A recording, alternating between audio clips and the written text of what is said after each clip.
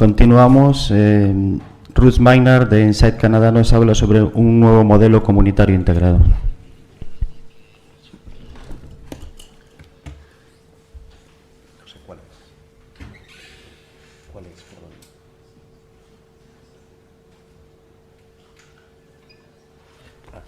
El proyecto por aquí. Con el iPad. New technologies.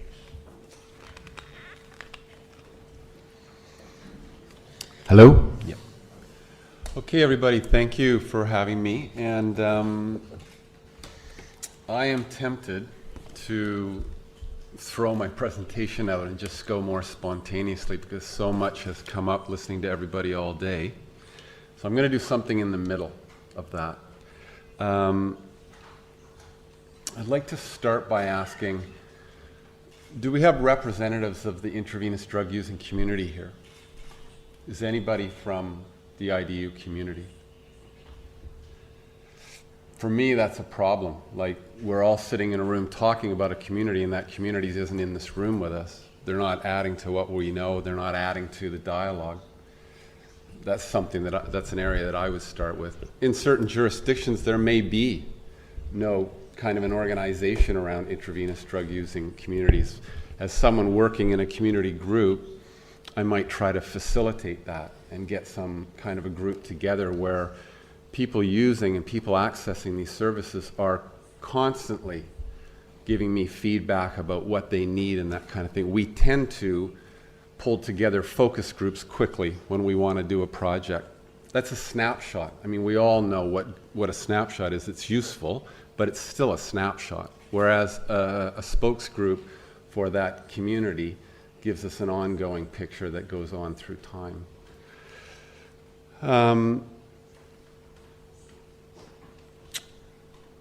I work closely with researchers. I meet with researchers every 2 weeks at least. I work closely with doctors and nurses and clinical help.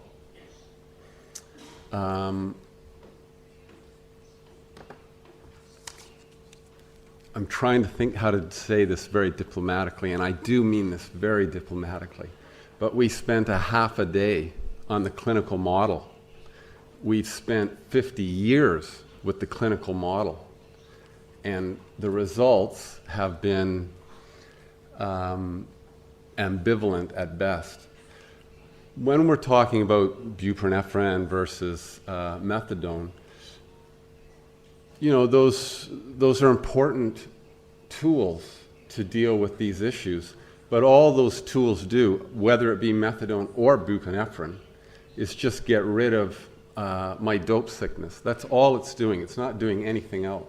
It's not addressing why I use drugs and so on and so forth. So we also heard quite often this morning the term epidemic would come up around HIV, Hep C in the 1990s, that kind of thing. If we were talking about an epidemic of cholera, we would immediately ask, what's causing the epidemic of cholera? We have to close up the ditches. We have to rectify the problem with the water supply, things like that. Yet today, we didn't once ask, what is causing the epidemic with addiction or HIV as a vector, the IDU group as a vector in the spread of HIV and Hep C. So those are just some thought-provoking comments. I don't have answers for a lot of those things, and hopefully that's what we're here about today, these 2 days. So, with that in mind, I'd like to propose that we step forward from the clinical model. So again, I want to say the clinical aspect is very important.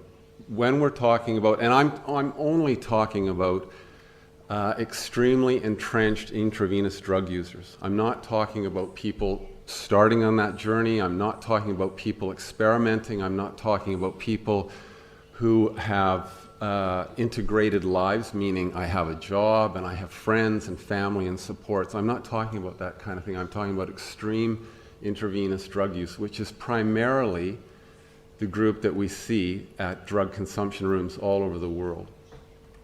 not exclusively, but primarily. Those folks, by and large, have such chaotic lives that they're not getting clinical help, and they have very high clinical needs, wounds, infections, dietary problems, chronic diseases, et cetera, et cetera. So of course there's a huge role for the clinical aspect of everything we're talking about. I just think that traditionally we start with the clinical model as something we're very comfortable with, and we work forward from that. I'm going to propose an integrated community model where the emphasis is on community.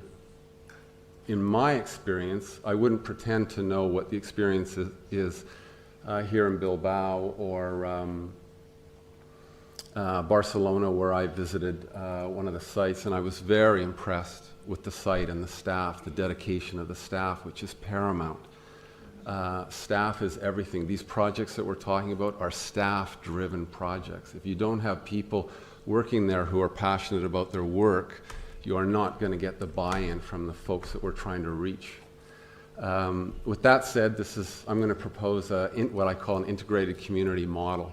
So we start from emphasis on community, and we build on that and add clinical aspects instead of the other way around, where our emphasis is on clinical, and then we'll get to the other issues when time permits. I'm going to describe Insite, the injection site in Vancouver, Canada, as the hub in a very small but important network. Insite began in 2003. It was designed to have a maximum, to peak out at about 600 visits per day. We have 800 to 850 visits per day right now, 365 days a year. That's a high throughput, probably higher than any emergency room in any hospital that I've ever been to. It's an incredible opportunity to engage with that number of people and then connect them to all kinds of services. So let me just see if I can work this technology. What I want to be able to do is, I'll tell you what. You can see that Insite is in the center, and to the upper right, it says on-site 2 and 3. I'm going to talk about that. It's a detox and recovery program. On the left there is another bubble says CTCT. That's essentially a very small hospital ward in the community, just a couple of blocks from Insite, that focuses on intravenous antibiotic therapy, because a lot of your clients are going to have very serious infections, endocarditis, infections of the heart valves and linings, cellulitis, infections of the soft tissue, and osteomyelitis, infections of the bone, which are very, very hard to treat. Not only that, complicating it, most of those infections are going to involve antibiotic-resistant bacterial infections, so even more complicated. So CTCT is a program that focuses on that. And then lastly, I'll talk about the supported housing network.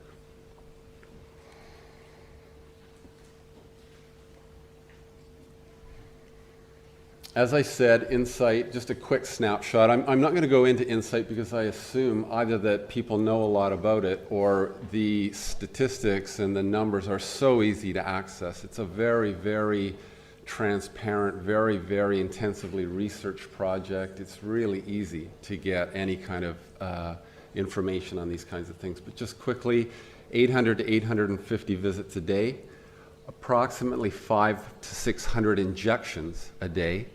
The rest are referrals to housing, referrals to detox. I might come in to see a nurse about a wound I have, or maybe I've been stabbed, that kind of thing.